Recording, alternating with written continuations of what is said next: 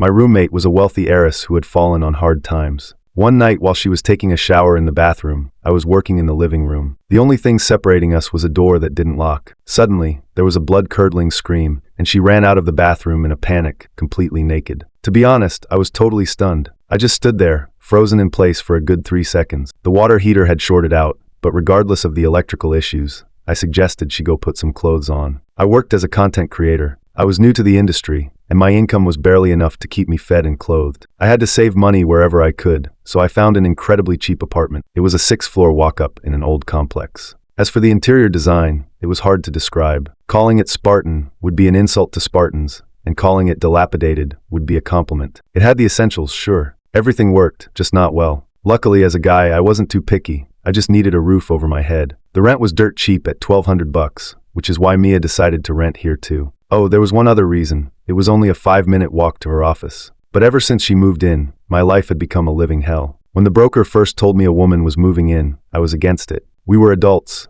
and I wasn't delusional enough to believe in those romantic comedy tropes. Even bad romance novels don't use the roommates to lovers trope anymore. Another person just meant trouble, zero privacy, and a lot of unnecessary arguments. So why did I agree? Because of 2 iMessages. The first was a transfer notification from the broker, sending me $500 to subsidize the rent. The second was a photo the broker sent me. It was a picture of Mia, and honestly, she was gorgeous. I tried my hardest to resist, but I failed. For a split second, I let myself think that living with a beautiful woman might actually be nice. On the day she moved in, I tried to be a gentleman and offered to help with her bags. I asked if I could take her suitcase, and she immediately asked if I had washed my hands. My hand froze in midair like a thief caught reaching for a cop's wallet. I didn't know whether to extend it or pull it back, so I just awkwardly stepped aside to let her pass. I watched her tiny frame struggle with the massive suitcase. I forgot to introduce myself, and she didn't seem interested in introducing herself either. Once inside, she kept frowning, and I knew exactly why. The apartment had a stale, decaying smell that reminded me of broken dreams. It had taken me a long time to get used to it too.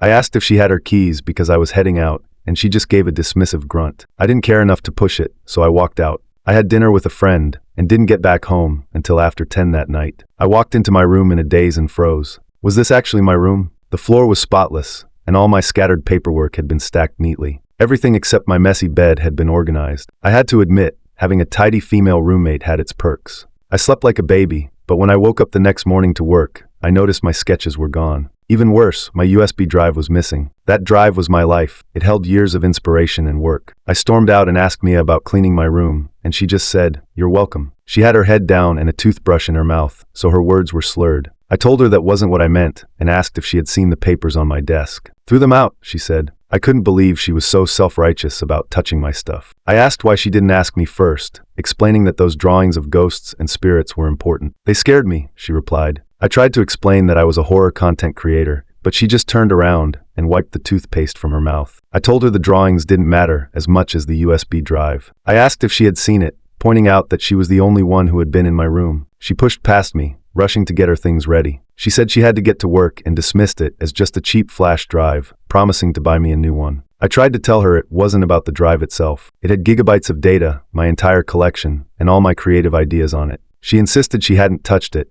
and told me to get out of her way. The front door slammed shut, shaking dust loose from the ceiling. My broken heart drifted down with the dust. When she got home after 8 that night, she tossed a brand new external hard drive at me. "This one has more storage and it's bigger, so you won't lose it," she said. I tossed the drive aside, trying to explain that size wasn't the issue. I told Mia we needed to talk. She threw her bag into her bedroom and sat on the sofa without even taking off her coat, tucking a loose strand of hair behind her ear. I told her I was letting the USB drive incident go, not because it wasn't important, but because arguing about it wouldn't bring it back. I suggested we define our private and common areas starting immediately. She nodded in agreement. We agreed that the living room, bathroom, and kitchen were common areas, while the bedrooms were private. The balcony became her private space because she needed to dry her delicates. My room got plenty of sunlight, so I could dry my clothes inside, but her room was in the shade. She agreed to pay the utilities in exchange for the balcony. After we set the ground rules, she rushed back to her room and started crying. The sobbing got louder and louder. I stood outside her door, rubbing my nose and wondering if I had been too harsh.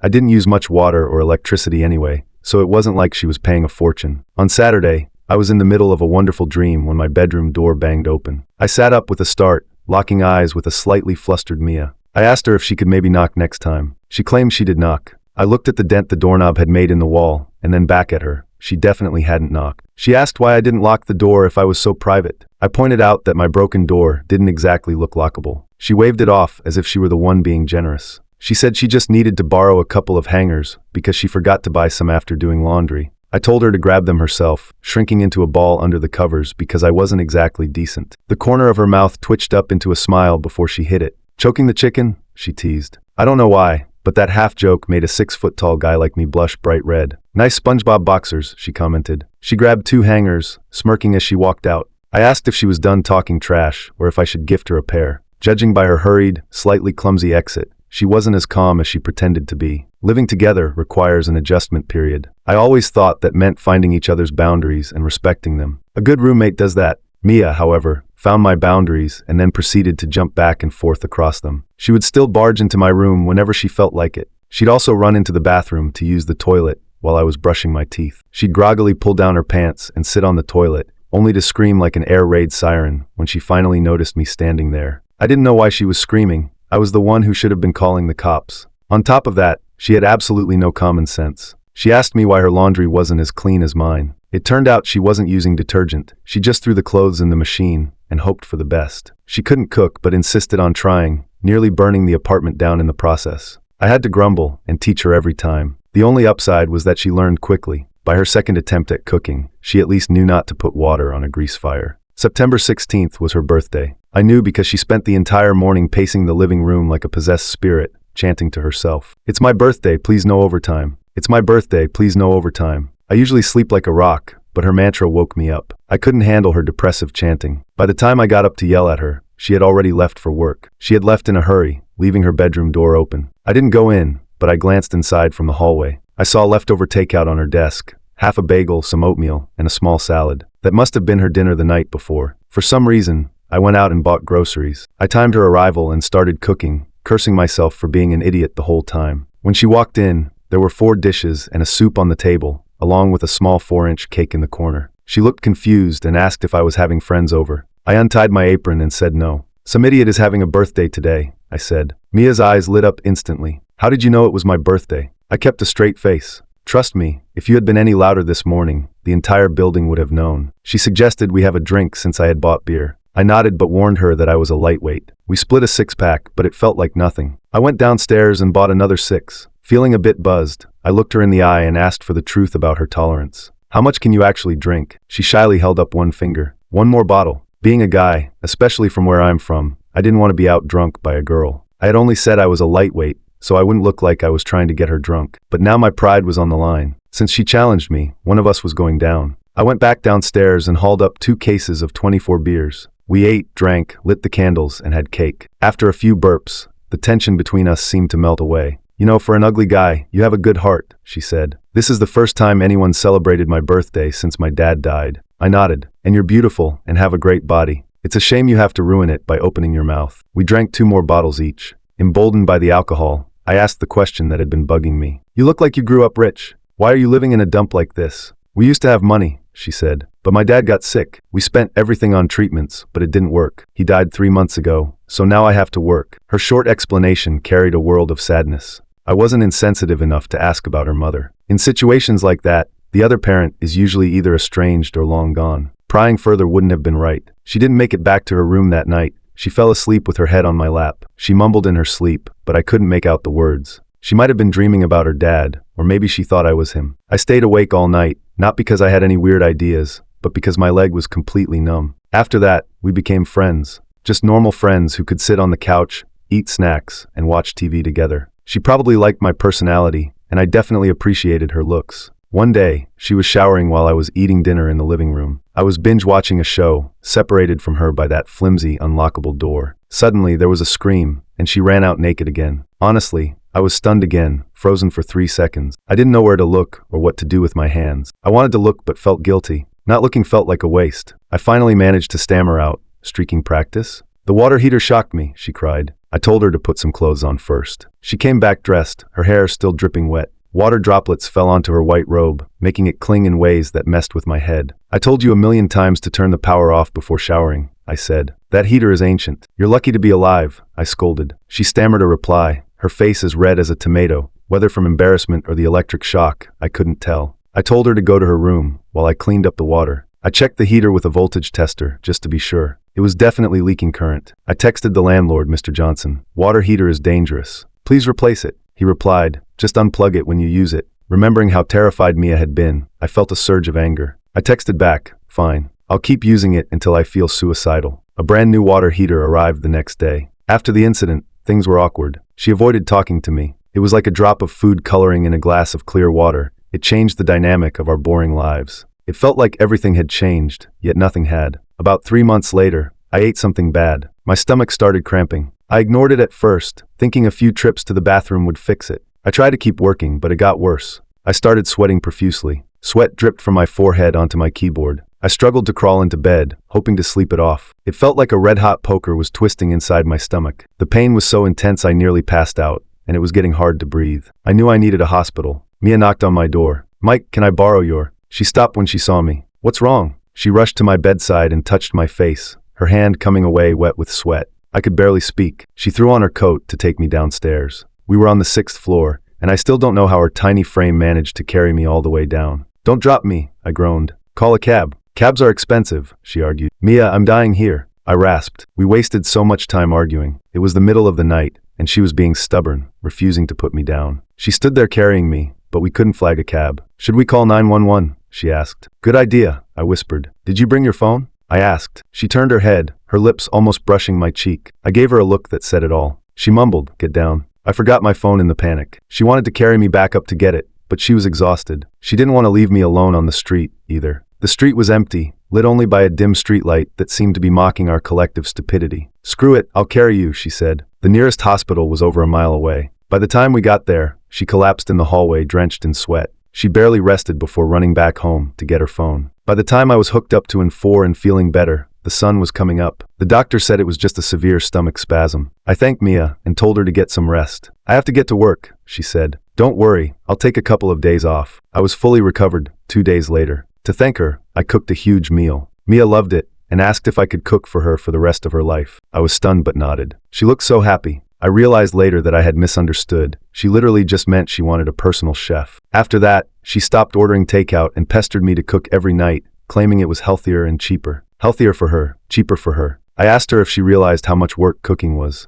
I complained, but every time I remembered her tiny frame carrying me to the hospital, I found myself cooking with a little more enthusiasm. Dinner's ready. I called out. There was no answer from her room, so I assumed she was busy. I waited 10 minutes, calling her name a few times. When I finally went in, I found her face buried in her pillow, sobbing. What's wrong? I asked. Silence. Did someone bully you? Still silence. I started getting annoyed. Come on, Mia. We're friends, right? You have to tell me what's going on. She pulled her head out from under the pillow, her eyes red and puffy. My manager is bullying me. It wasn't complicated. Mia didn't do overtime. She left when her shift ended, which is normal. But given her lack of corporate savvy, she didn't fit the hustle culture. Plus, she had taken time off for me. Her manager was trying to force her to quit. I understood the situation. She was willing to quit, but since she hadn't done anything wrong, she deserved severance pay. But the company had zero conscience. The manager gave her the worst tasks and screamed at her when she struggled. She was on the verge of a breakdown. I patted her back. Is that all? She nodded. Leave it to me. Her company did payday loans. The next day, I put on a suit, shaved, and looked the part. I strapped on my old, broken luxury watch and marched into their lobby. Sir, can I help you? The receptionist asked. I'm here for business, I said. Do you have an appointment? No. Get me your manager. A man in a cheap suit came running over like an obedient dog. Sir, how can I help you today? I recognized him from the photo Mia had shown me. It was him. I need a loan, I said. How much are you looking for? He asked. 200, I said. 200? He asked, confused. 200 million, obviously, I scoffed. If I wanted 200 bucks, I'd ask my mom. Sorry, I didn't mean to be rude. Do you have assets? Real estate? A company? He asked, sweating. All of it, I replied. Then 200 million is possible. How is your credit? Perfect, I said, but I didn't say 200 million. I said 200 billion. He wiped the sweat from his forehead. Mr. Mike, surely you're joking. I downed my tea and stood up. Forget it. No, wait, he pleaded. Please stay, Mr. Mike. I spent the entire day with that scumbag manager, talking about everything from loan products to poetry and philosophy. By the end of it,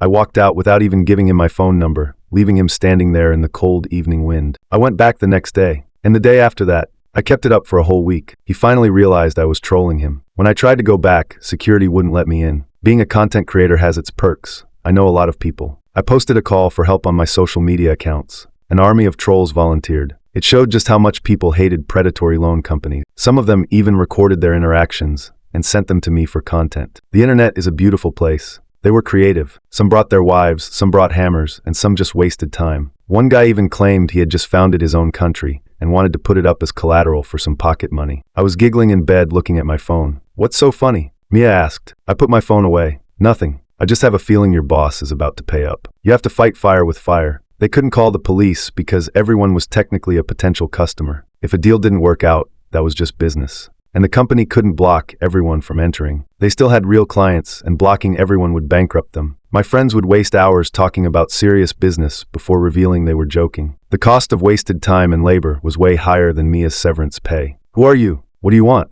The manager called me, skipping the pleasantries. I liked his directness, though the teeth grinding was a bit much. "If you want to fire someone, follow the law and pay the severance," I said. "Do that, and the trolls stop." 5 minutes later, Mia ran into my room. "He agreed to pay. How did you do it?" Her big eyes were sparkling with joy. "I killed him with kindness," I lied. I was worried the manager might try something, so I went with her on her last day. The manager's face turned green when he saw me. The other loan officers looked like they wanted to skin me alive. I waved cheerfully at everyone. Mia was confused. "I didn't know you had so many friends here," she said. "Yeah, we're close," I said. "We've had some very deep conversations." Mia took a week off, sleeping in every day and eating my cooking. She complained that she gained 6 pounds, but she was happier than I'd ever seen her. She even started snoring lightly, a sign she was truly relaxed. But then came the endless cycle of resumes and interviews. For a moment, I considered teaching her how to be a content creator. Just the two of us working from home. It sounded nice. I admit I was biased. Having a beautiful woman around was great for morale. But it was a viable career path. Working for yourself beats a 9 to 5. The money is decent, and the freedom is unbeatable, though the lack of health insurance sucks. But the potential upside is huge. "Mike, I got a job," she shouted over the phone. Her voice was piercingly loud. Well, there went my hope of working together. "What kind of job? Where?" I asked. "Administrative assistant, in Northwood." Northwood was an hour away by train. My throat suddenly felt dry. I coughed to clear it. "Congratulations." We had a few drinks that night to celebrate. While we were looking at the moon, I pretended to ask casually, "So, when are you moving out? Need help packing?" She tilted her head and looked at me like I was crazy. "Who said I was moving? It's far from your new office," I stammered. "An hour isn't that bad," she shrugged. I laughed. "That's not what you said before. You moved here specifically because your old commute was 40 minutes. She mumbled something unintelligible. She couldn't give me a straight answer. Emboldened by the beer, I put my arm around her shoulder. We watched the moon. "If anyone bullies you again, I've got your back," I said. "Besides, you didn't have my cooking back then, did you?" She finally had a good excuse to stay. Under the moonlight, two lonely people didn't feel quite so lonely anymore. "Are you two a couple now?" Mr. Johnson, the landlord, asked as he walked in. He found us in our pajamas, unkempt, eating breakfast together. He looked surprised. "No, just eating," I said quickly. "Sorry folks," he said. "I'm selling the place. The buyer wants it empty ASAP, so you need to move out. I'll pay the lease break fee. I'll pay double the penalty in the contract. Is that fair?" I was stunned and didn't know what to say. I looked at Mia. She had a chicken leg in her mouth. Upon hearing the news, she just took a bite. I couldn't tell if she was happy or sad. She just walked back to her room. Mr. Johnson got anxious when neither of us responded. "What does that mean?" "It's all in the contract," he pleaded. "Fine," I said. "Give us 3 days to find a new place." 3 days, no problem, he agreed. That turned out to be the last meal Mia and I ate together. We didn't drink. Conversation was sparse and disjointed. We were both lost in our own thoughts. "Where will you go?" I asked. "Probably Northwood," she said. "Closer to work." "You?" she asked. I stayed silent for a moment, stuffing my face with food. It tasted salty. "Maybe the suburbs," I said. "Somewhere quiet and cheap. Good for inspiration." She nodded. Neither of us asked about living together again. We hadn't known each other long enough. From the initial conflicts to the understanding and support, it had all happened so fast. If we had another 6 months, maybe I would have had the courage to ask her out, but asking now would just seem creepy. I assumed she felt the same way. "Maybe I could come to Northwood with you," I blurted out. "We could split the rent." I couldn't help myself. Men are supposed to be the bold ones, right? She froze, a mouthful of rice still unchewed. She didn't know whether to swallow or spit it out. "A new colleague at work. We agreed to room together yesterday." "Haha, I was just joking," I said quickly. "Living with a coworker is better. You can commute together." "If you really want to," she started. No, really just asking," I interrupted, cutting her off twice to hide my embarrassment. I was terrified she might suggest the 3 of us live together, which would have been a disaster. Strangely, once she rejected me, I felt relieved. The anger about the landlord selling the place faded. Living together was inconvenient anyway. Maybe this was just how life worked. It was just a brief interlude in my boring life. I carried Mia's bags downstairs, and she brushed some dust off my shoulder. "Safe travels," I said. Mia looked hesitant. "Do you want a hug?" My heart ached. It felt like saying goodbye to a comrade in arms or an old friend. Hug for what? We have iMessage. It's not like anyone died, I said, trying to be tough. She laughed. True, she said, turning away. Then suddenly, she spun back and threw herself into my arms. Thank you for everything. I watched the moving van carry her away. My unborn romance seemed to drift away with the wind. I don't remember how she let go, or how we said our final goodbyes. When she hugged me, all I could think was, fate is a cruel joke. I realized I hadn't properly said goodbye, so I waved frantically at the empty street. I opened iMessage and stared at her profile picture, hoping she would text me. I waited, but nothing came. I wanted to type something, but I couldn't find the words.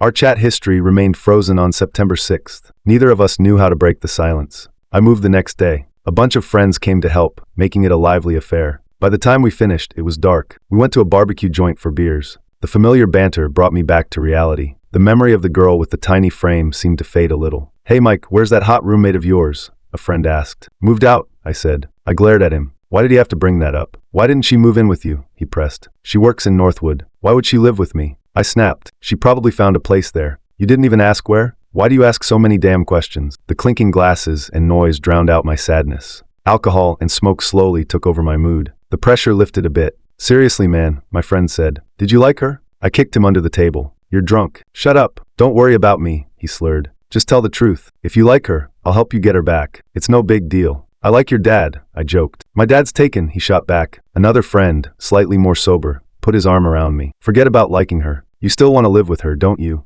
Bullshit, I said, shaking my head. Do I look that desperate to you guys? Then why did you rent a 2-bedroom apartment? That question hit me like a brick. Why did I rent a 2-bedroom place for just myself? I hadn't even realized I'd done it until he pointed it out. I had spent so long looking, only to pick an expensive 2-bedroom apartment that was surprisingly close to Northwood. I couldn't explain it. Maybe my subconscious was hoping Mia would come back. It's spacious, I lied. 1 room for sleeping, 1 for napping. Life went back to normal, but old habits die hard. I stopped ordering takeout and kept cooking, but I always made too much food. I'd have leftovers for days. I also stopped being lazy and started cleaning regularly. Even though the 2nd bedroom was empty, I cleaned it. It made me feel better. Before showering, I'd test the water with my finger multiple times to make sure I wasn't getting shocked. Even though the heater was new and had safety features, I couldn't help it. I guess Mia had taught me some good habits. The rain was pouring down hard that day, slamming against the windows as if it were running from something. Lightning flashed, and the thunder rumbled like a giant snoring. I was at my computer designing a thumbnail, debating whether a ghost under the bed or outside the door was scarier. I got so into it that I bent down to check under my own bed. Holy crap, it wasn't a ghost. It was something completely unexpected. The USB drive Mia had lost. How was it here? I pulled everything out from under the bed. It was in an old duffel bag filled with off-season clothes that I had haphazardly packed when moving. I must have tossed it under the bed, and the zipper had popped open, spilling clothes everywhere. The drive must have fallen out with the clothes. Holding it, I could almost see Mia cleaning my room back then. She would have been pinching her nose and frowning, shoving my stuff into a bag and tossing it into the corner. Helping clean up when you're a guest is just good manners, I remembered saying. How old were you when your dad told you that? 8. And how old are you now? 23. The memory of our conversation warmed me. So much for the horror vibe I was trying to build. The USB drive ruined it. Suddenly, there was a knock at the door. It startled me. The knocking quickly turned into pounding. I opened the door and, well, how do I describe it? If I weren't a staunch materialist, I would have fainted from fear. A woman stood there, soaked to the bone. Her long black hair covered half her face, and she stared at me with a silent, mournful look. Are you dead? Help me, she snapped. I quickly grabbed her luggage and hauled her bags inside. Mia,